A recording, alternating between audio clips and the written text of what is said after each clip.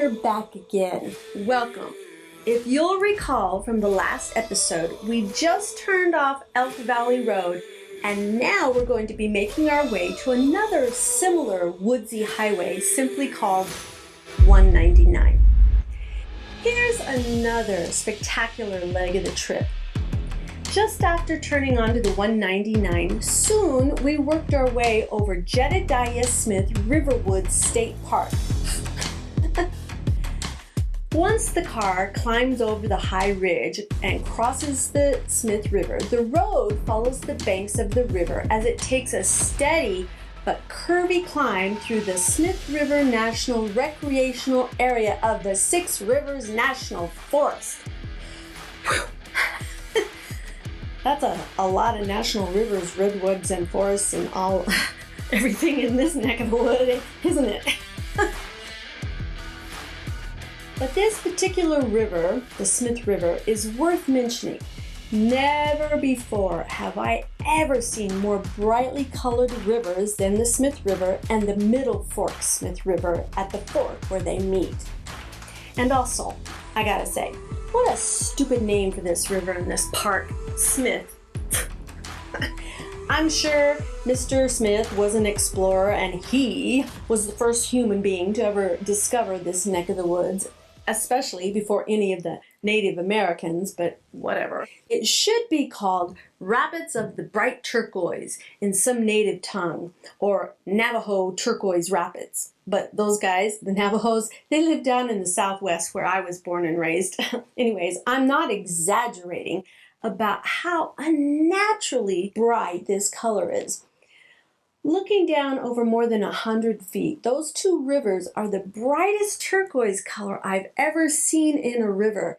Even way brighter, more so than, say, the Colorado River that's at the bottom of the Grand Canyon. That's pretty green too, but not like these two rivers.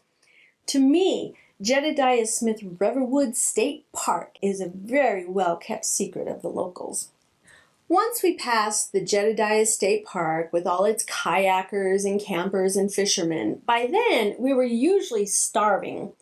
Soon we came up to another great place on the road on the 199, Hiouchie's Cafe. It was so hard to have discipline and not stop there every single time we drove past it. Hiouchie is a little summer hamlet along the way that doesn't even have a stop sign or a traffic light. It consists of a few summer cabins, an RV park, a store that sells some fishing worms, I think, and across the highway is an innocuous cafe with a sign on the top that says Hiouchie's Cafe and a blinking red light that says open. Unless it was past October, then it's closed till June. The decor of this cafe is completely forgettable. Pure Americana, vinyl booths with beat-up fake brick floors or whatever. You know, a dive. But man, oh man, what a wonderful dive it was. They served steaming hot blueberry pancakes with cherry-sized blueberries and a big pat of butter on top. There was fluffy, hot, cheesy green chili omelets. Wow, you can hardly get green chili anywhere except in a few parts of West Texas and northern Arizona and my home state, where these types of amazing chilies are grown in Hatch, New Mexico. Steaming hot Hatch green chili omelets at the Hiouchie Cafe. Wow. I gotta tell you, in my opinion, cooks and chefs who understand what Hatch green chilies are, those are chefs that have some very sophisticated knowledge of their business. Hatch green chilies are much more flavorful than any other jalapenos or other chilies you'll ever taste. Hatch green chilies are another well-kept secret I'm letting you in on. You're welcome. The locals sure knew what a jewel Hiouchie's Cafe was. It was usually hopping with lots of regulars sitting at the counter every morning drinking coffee. The one and only waitress they employed was a super nice lady. That lovely woman never missed a day of work. She was always there when we stopped in. Unfortunately for us, she was a friendly soul that cared about her customers. We tried to keep a low profile, but after a while, we just gave up and started lying to this sweet lady. We made up some stupid ass story about having to travel from our home in San Francisco to go see our son in Portland or whatever. I mean, we had to lie. It's not our fault. we, we had to justify practically being regulars ourselves. Man, I'll tell you, I'd sell my soul lying 20,000 more times to be able to eat at Hiouchie's any day. We weren't daily regulars, but more than once a month regulars. Even though we used supreme discipline and whizzed by there about 3 out of the 4 trips, the winter was easier on us because Hiouchie's was closed then. Except for those few times that we stopped at the cafe, we were usually really hungry by then as we kept driving, and we followed the Middle Fork Smith River as we whizzed by more one gas station stops like Gasquet and Patrick Creek. By then, there were no more restaurants, stores, or fast food places anywhere along the way as we rose higher and higher along the summit. Numerous logging rigs lumbered up the mountain with huge loads of cut-down trees that were chained to the rig. They constantly slowed us down. It made me very nervous following these huge loads. I always had a lot of anxiety that one of those huge trees was going to slip out of the trains and plummet through our windshields. The landscape began to change immediately as we quickly approached the California-Oregon border. We drove through what they call the Collier Tunnel, and once you get through that tunnel, you see the Oregon border sign directly ahead. The pine trees at the tip of the southern border of Oregon were much scrawnier and rowdier than the ones at the Emerald Triangle. Further into Oregon, the forest becomes stunningly beautiful again, but right here at the border, it gets a little ragged looking. I had never been to the Northwest before I began driving, so it was a shock to me to see how the logging industry had ravaged this beautiful forested state. There are so many mountains half shaved off of all of its trees. It literally looks like someone has shaved half their head, but not the other half. A half-bald mountain looks violently unnatural. The logging companies have come in and completely mowed down mountain after mountain without any replanting or regard for the earth. This is called clearcutting. It ought to be against the law, and maybe it is now, but not after all the extensive damage was done. It's one of the saddest environmental disasters I've ever seen. The earth is bare dirt with only tiny stubs of trees sticking out of the barren ground. We continued driving our load northeast as we twisted and turned throughout the Highway 199. Further up the road north, we drove past what looked like a vintage 1956 black and white Ford Crown Vic. You guessed it, cop car. It was always parked on the east side entrance of a tiny town of Junction. This one stoplight town was as bad as the name sounds. The best place to eat there was the Dairy Queen. We never did try the Pete's place with the purple waterfall just outside of a little bump in the road called Kirby, Oregon. As we kept motoring and negotiating the ever-changing speed limits, we passed a large number of hillbilly communities which were full of people living in dilapidated trailers situated along big rusty piles of old machinery, cars, and all kinds of debris.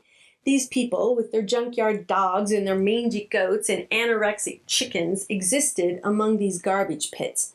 To me, the state of Oregon is a real juxtaposition. Compared to the beach towns, the lovely city of Portland, the college town of Eugene, and the beautiful farms and towns along the Interstate 5, the haulers of Oregon was as poverty-stricken as much as I've ever seen. Oregon State Legislature got this big idea and passed a law that no one can receive state welfare unless they are at least working some piddly job for the state. By the time we arrived in Grants Pass, Oregon to fill up, we weren't allowed to pump our own gas. Welfare recipients' employees had to fill the car up for us, just like attendants did back in the day, nor were many of them particularly pleasant to deal with. Some of these attendants seemed about as antisocial and mean as those half-starved junkyard dogs. Bob hated this state law. He wanted to fill up his own gas for so many reasons. First of all, we always had to go inside and pay cash before we could start filling up the car. And second of all, what if one of those attendants just happened to really take a good hard look through the tinted windows and saw a huge mound of black blanket covering something suspicious? As the end of Highway 199 evolved into the heavily congested thoroughfare of Grants Pass, we fought our way through a gauntlet of more than 15 stoplights in that damn town. I know there were that many because I counted them once. Whatever engineer planned the Grants Pass shit show ought to lose his license to drive. Grants Pass needs bypass desperately. Surging and braking the car through town, it was always such a relief to finally merge onto Interstate 5 and get the hell out of there. Now we could drive straight away and a lot faster on the interstate again. There aren't any small-town sheriff scrutiny out there on the interstate. You just flow with the pack and stay anonymous. But the pack doesn't flow too quickly out there on I-5 sometimes. This whole freeway is like a slow-moving centipede most of the time. I'll tell you, Interstate 5 only has 2 lanes going north and 2 lanes going south. It's just downright frenetic with all the speeding, passing, and congestion, especially around Grants Pass. That's not very many lanes for a highway that serves the majority of the population out west. Interstate 5 is the main artery that starts in Canada north of Seattle and goes all the way down south past San Diego. This interstate needs 8 lanes going each way, like the Interstate 75 and 85 when you enter Atlanta. On Interstate 5, there are so many lumbering trucks trying to pass each other, and the big trucks try to pass the slow trucks on the hills, and the rest of us just have to let all the truckers dominate the roadway. Why, oh why can't I just drive my car and get to where I'm going without having to put up with all the rest of the world? I just need an HOV lane for hauling weed. Higher occupancy vehicles plus weed. That would be the HOV lane. And add a $sign, HOV $sign, for when I'm taking money out to Cali. What do you think about that? I think that's a marvelous idea. I'm going to write my congressman. My dreams. One of the cool things about the United States are all the scattered sovereign nations located throughout the 50 states. Oregon had plenty of its share of reservations, and let me tell you, those reservations became our saviors. Over the past 20 years, many American native tribes have developed casinos on their land. Alongside the casinos, they usually have killer travel stops and beautifully furnished hotels and restaurants. Bob learned very quickly if he timed his gas station stops right, he could do his first Oregon gas fill-up at the Seven Feathers Casino Resort in Canyonville, Oregon. Now he could fill up his own gas tank without having to deal with people who were forced to do it for him.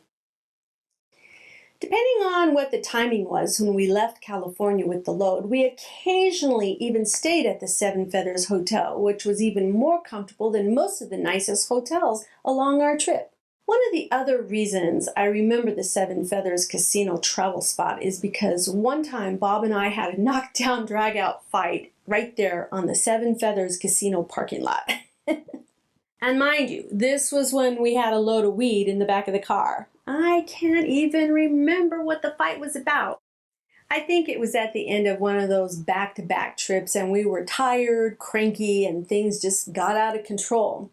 So anyways, for whatever god-awful reason, I decided I wasn't going to drive one single more mile with Bob the Butthead.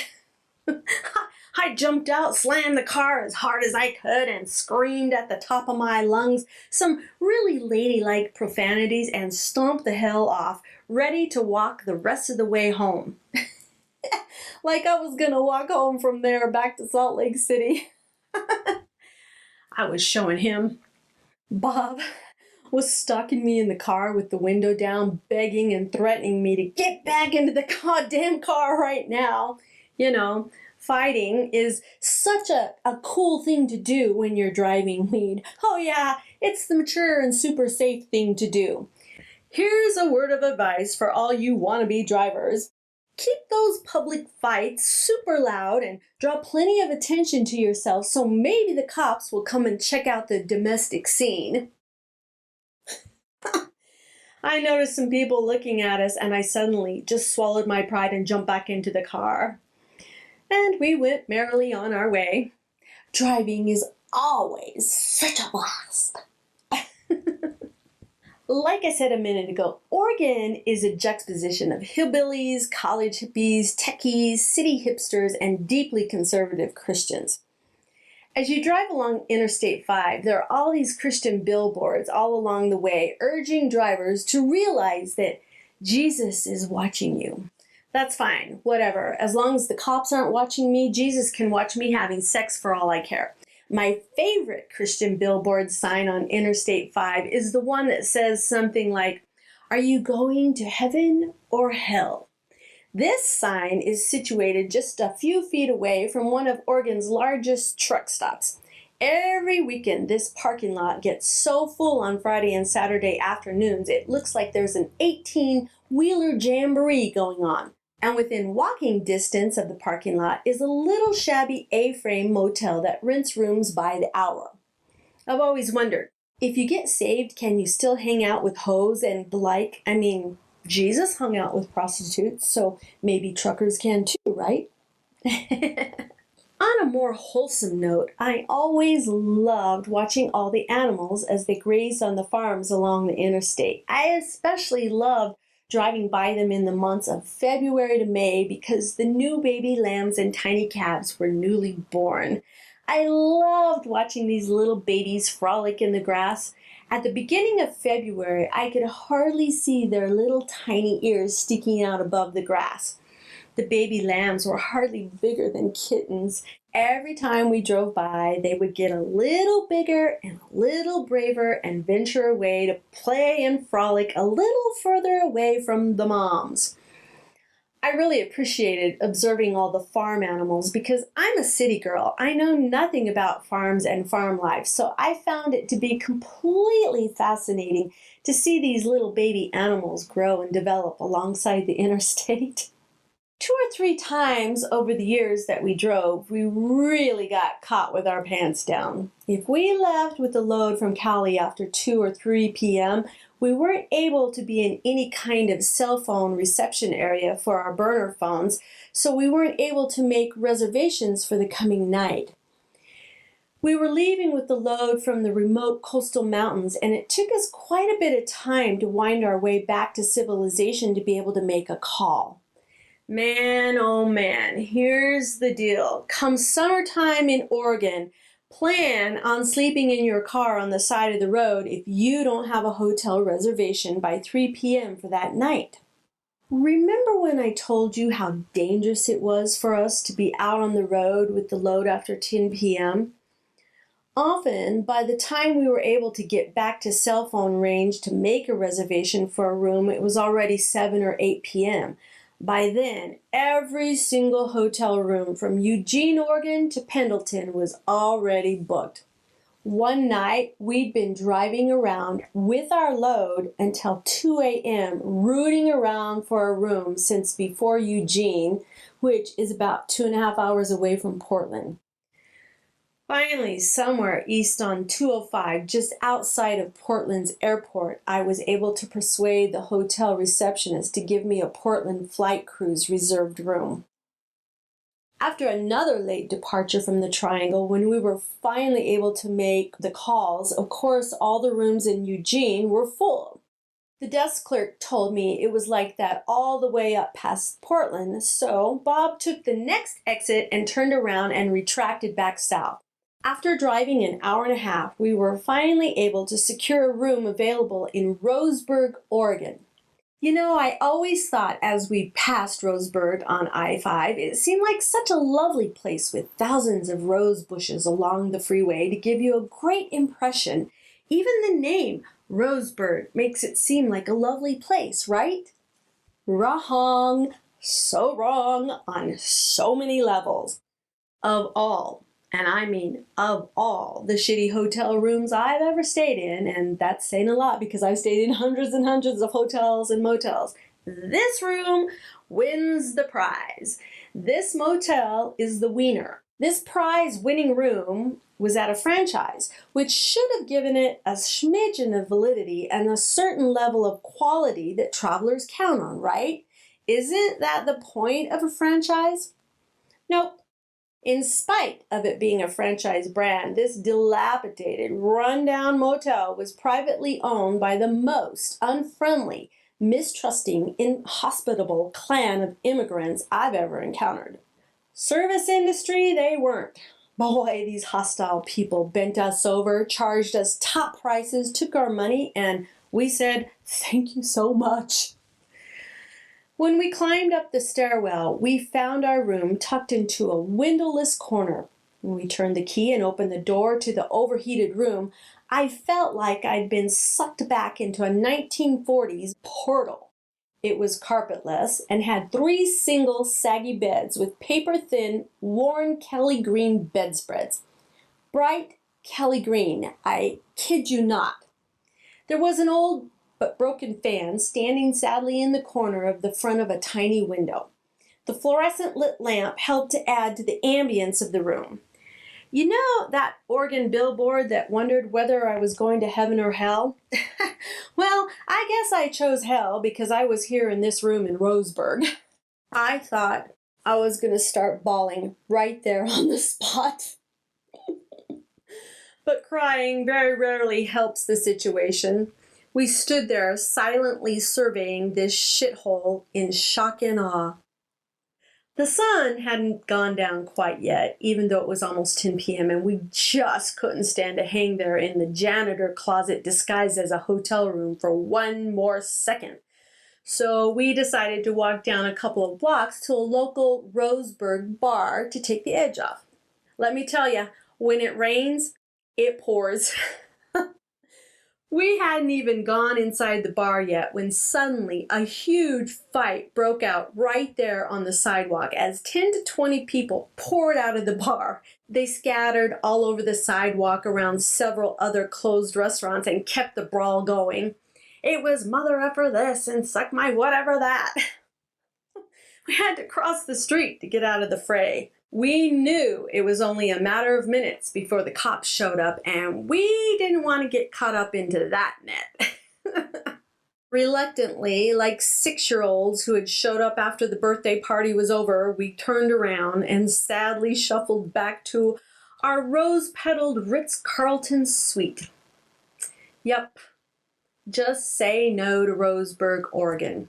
Choose heaven instead.